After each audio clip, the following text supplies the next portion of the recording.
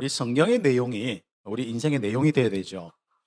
다시 얘기하면 복음이 우리 인생의 내용이 되어야 됩니다. 그 복음을 잘 정리해서 복음을 가지고 내 인생이 시작하여서 어떻게 복음을 가지고 마무리할 거냐.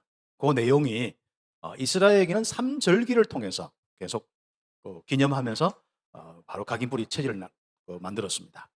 그 인생의 내용을 가지고 하나님께 쓰임받는 사람 되겠죠.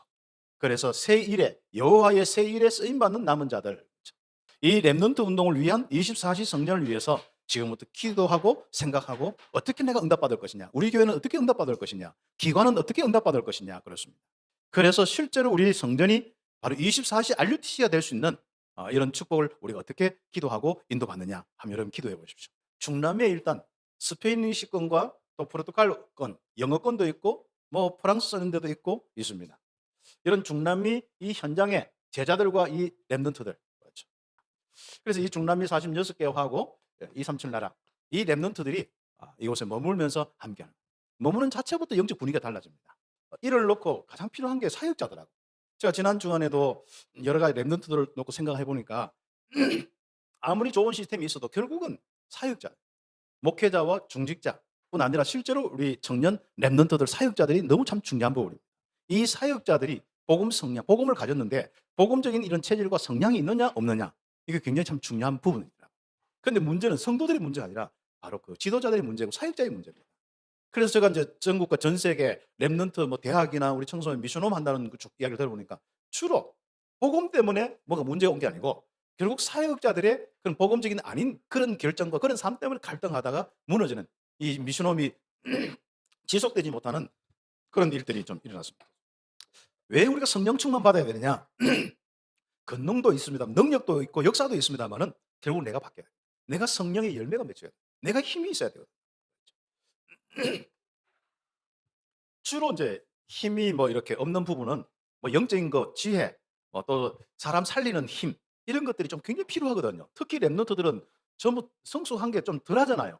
그리고 어릴 때부터 학교 교육이나 이거 배우면서 이렇게 살아야 된다. 자기들은 안 되지만은 결국은 어른들이 이야기한 그걸 항상 기억하고 있단 말이죠. 그러다 보니 그게 안 맞을 때는 아이들이 굉장히 힘들어합니다. 그렇죠. 그래서 우리가 좀 그런 부분을 놓고 우리들이 먼저 성령 충만 받으면요, 우리에게 내적으로 성령의 열매가 맺힙니다.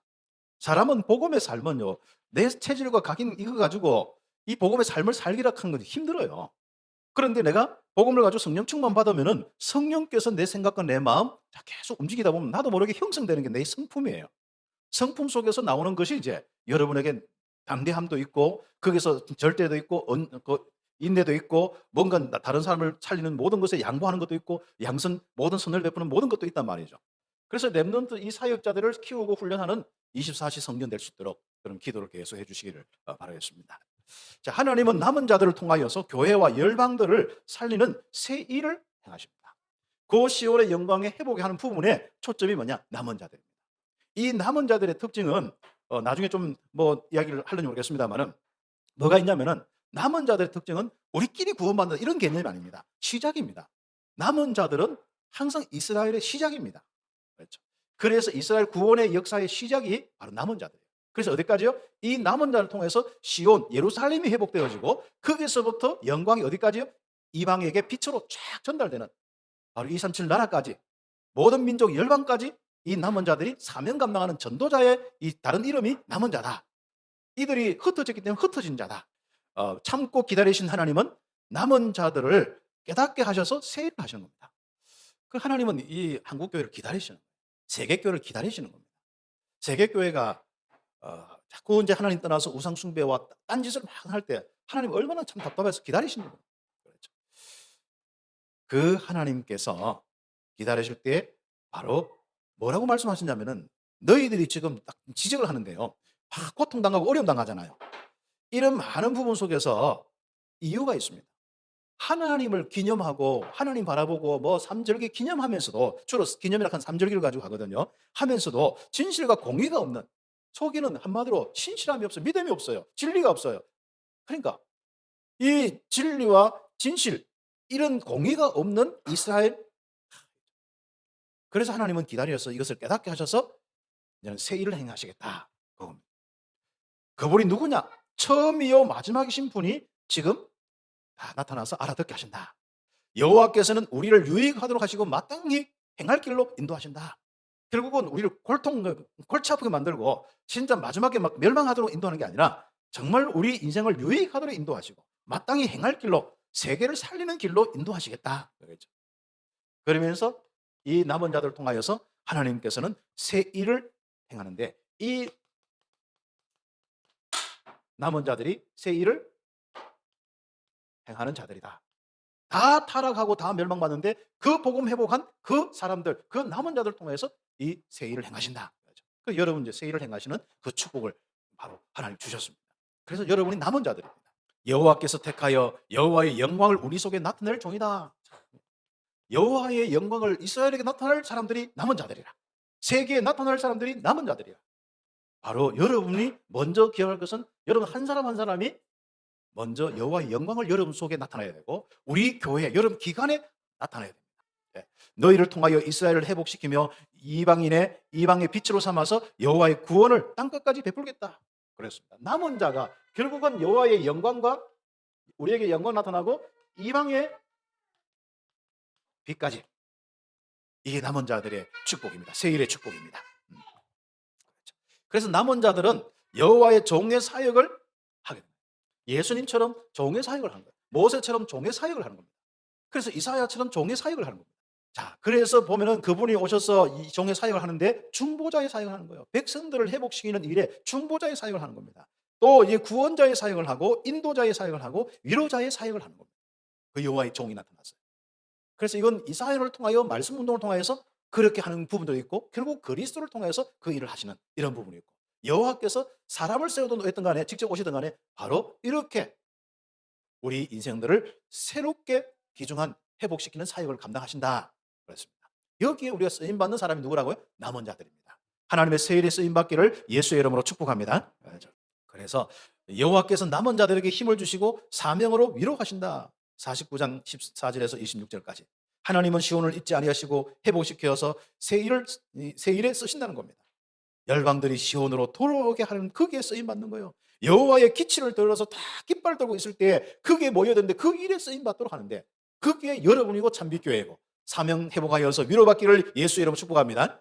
문제에 매이면 힘만 빠져요. 여러분이 정말 사명에 여러분 마음속에 다시 한번 여러분 위치를 잡으시고 하나님의 귀중한 은혜를 받으시는 축복, 딱 사명 가지면 여러분이 나는 이것 때문에 앞으로 살겠구나, 하나님이 이걸 원하시는구나, 그거 딱 잡으면요, 그래서 그거 딱 아멘하고 깃발 딱 들고 있으면 됩니다. 시온의 구원자이신 여호와는 대적과 억압한 자들에게서 구원하실 것이다. 그렇죠. 너희들부터 예루살렘에 있는 약한 사람부터 억압자에게서부터 대적자에게서부터 구원하겠다. 그리고 전 열방을 살리는 일에 기치를 들게 하겠다. 여호와는 누구라고요? 다 읽을 수 없습니다만은 여호와는 내 구원자이시요 내 구속자요 전능하신 하나님이시다. 응답받기를 예수의 이름으로 축복합니다. 자, 두 번째로 여호와의 종의 목소리를 듣고 위로받는 자들이 된다. 이제부터 할 일은 그 목소리를 청종하고 이제는 마음속에 사명이 생기고 위로가 딱 올 수 있다. 믿음이 생기고 힘이 생기고 사명이 생기고 위로가 딱 생길 수 있도록 해야 됩니다. 그래서 믿음은 여러분 마음에서 일어나야 돼요. 누가 막 제가 할 수 없이 막 마음은 아무 느낌이 없는데 할 수 걸려가지고 막 이렇게 예배 앉아 있어야 되고 뭘 해야 되고 하면 힘듭니다. 여러분 속에서부터 이제부터 다 할 수 있는 게 바로 말씀입니다. 그래서 목소리를 청종하면서 이 말씀을 자세히 듣고 묵상하고 반복해서 묵상할 때 여러분 속에서부터 하나님의 음성이 여러분 믿음이 되고 은혜가 되고 능력이 되어서 성취가 되는 축복까지 오게 될 것입니다. 그래서 우리는 50장부터 51장 23절까지인데 시대적인 문제 속에서 고통받는 자들이 너 도대체 왜 고통받느냐? 왜 어려우냐? 하나님께서 어렵게 했느냐? 바로 고통의 이유가 있다. 바로 이게 시대적인 너희의 문제가 무슨 문제냐? 한마디로 말해서 하나님 떠나서 우상 숭배하고 진노의 잔을 마시는 뭐라고요? 바로 우상 숭배의 결과, 하나님 떠난 결과 이 영적 문제. 하나님 없는 이것 때문에 네가 고통왔다. 하나님 아는 다른 귀신 성기기 때문에 이거 왔다. 하나님 떠나서 말씀 거기 있는 그것 때문에 문제가 왔다는 거예요. 우리 영적인 것은 내가 어떻게 바꿀 수 있는 게 아닙니다. 내가 바꿀 수 있는 방법이 하나 있습니다. 그게 내 생각이고 말씀입니다. 말씀 생각 계속하면 믿음 주어져요. 그러나 쓸데없는 생각하면 믿음이 안 주어지고 있는 가면 자꾸 불신하게 돼 있어요. 그래서 우리가 여러분 말씀을 자꾸 듣고 반복해서 생각하고 특히 말씀의 핵심이 복음이잖아요. 복음을 반복해서 자꾸 차근차근 생각하면 여러분에게 어떤 일들이 일어납니까? 이상하게 막 하나님이 임마누엘이 되어져요. 힘이 막 생기는 거예요. 염려해가지고 힘 생긴 사람 손 들어보세요. 그럼 염려 계속 하세요. 쓸데없는 생각에 힘 생기고 믿음 생기면 다 한번 해보세요. 없습니다. 그래서 일본에 여러분이 여호와의 영광이 여러분 속에 임하고 이방인의 빛, 열방이 구원받는 그 일에 세일에 쓰임받는 일들이 일어나게 될 것입니다. 자, 그래서 여호와의 종의 목소리를 듣는 자는 하나님의 위로를 받을 것이다.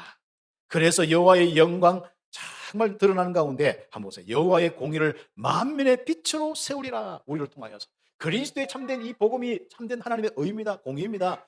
이것을 만민이 사는 빛으로, 이 공의가 이 빛으로, 이 그리스도의 복음이 온 땅의 흑암 무너뜨리는 빛으로 하는데 그게 쓰임 받도록 우리를 만들겠다. 빛으로 세우겠다. 그렇죠.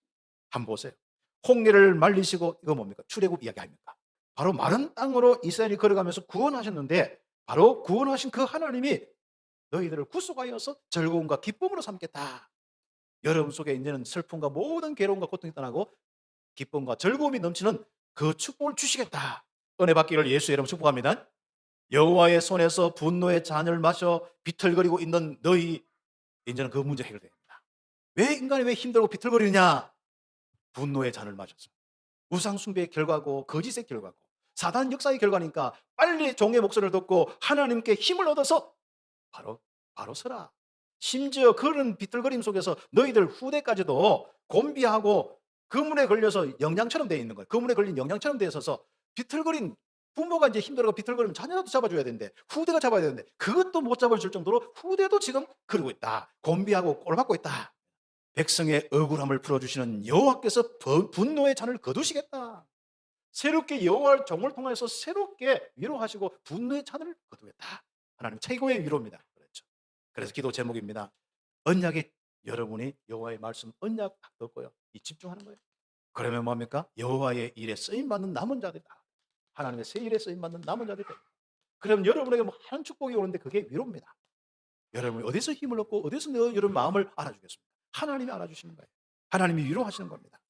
그래서 이런 응답이 오도록 우리는 지금부터 집중의 축복을 누리는데 저주와 재앙을 받는 모든 것을 버리고 쓸데없는 생각과 쓸데없는 마음들 다 버리고 쓸데없는 얽히고 설킨 거 풀고 말고 할 것 없이 버려요. 그냥 자꾸 풀고 나는 욕 버려야 하지 말고 그냥 생각에서 지워버려요. 오직 뭡니까? 하나님의 언약, 138의 언약만 잡는 제한된 집중. 제한된 집중은 뭐죠? 쓸데없는 거 이렇게 좀 흩어진 거 다 버려버리고 138 언약만 딱 생각하고 딱 집중하는 거예요. 성령 충만하도록, 하나님 나라 일이 일어나도록, 예수가 그리스도인 증거가 오도록 제한된 집중하는 거예요. 성령 충만 오도록. 그 다음에 뭡니까? 이렇게 집중해서 하나님의 계획이 딱 보이잖아요. 그러면 하나님의 계획이 보면은 이제는 그걸 가지고 뭡니까? 그래서 모든 것을 살리는 일에 집중 딱 하는 겁니다. 그리고 요 선택 집중할 때 실제로 또 우리가 사역을 하거나 할 때 집중하잖아요. 그러면 한 사람부터 아니면 그 지역부터 한 시간별부터 해요. 사역 못하는 사람의 특징은 막연하게 세계복음화인데 시작점이 없어.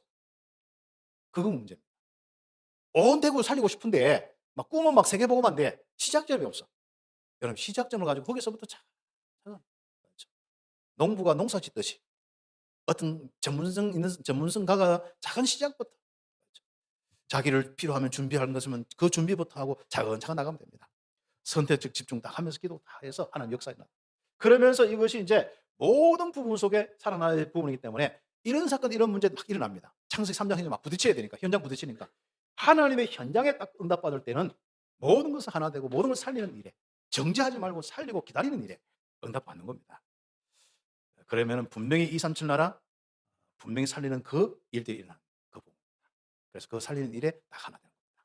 성질이 안 맞아도, 판단이 안 맞아도, 뭐가 서로가 이렇게 뭔가 의견이 안 맞아도 우리는 237 복음에 딱 집중하고 서로가 인정하고 기다려주고, 세게 이야기한 사람 그냥 놔두고 같이 따라가고, 결국 세게 이야기한다고 해가지고 그대로 된 게 아니고 하나님 뜻대로 됩니다. 그리고 세게 이야기하는 그 사람을 통해서 하나님 일하실 수도 있고, 약한 사람도 일할 수도 있고, 하나님 결과적으로 합력하여 선을 이루는 게 가장 하나님의 인도와 역사입니다. 내 마음대로 안 된다고 설득을 받으면 시험 만들고 방문만 잡고 아파트 문 딱 잠가놓고 집안 대문 딱 잠가놓고 있어봐야 골치 아픈 건 여러분이지 세상은 아무것도 여러분 알아주지 않습니다. 그 세상에 볼 때 아이고 슬픈 사람 이래 되거든요. 그런 인생이 아니라 세상 사람들이 여러분 보고 빛을 느끼고 세상 사람들이 여러분 보고 하나님의 영광이 보여지고 그들이 살아나는 축복이 있기를 예수의 이름 축복합니다. 여호와의 새 일에 쓰임받는 남은 자들 되시기를 예수의 이름으로 축복합니다.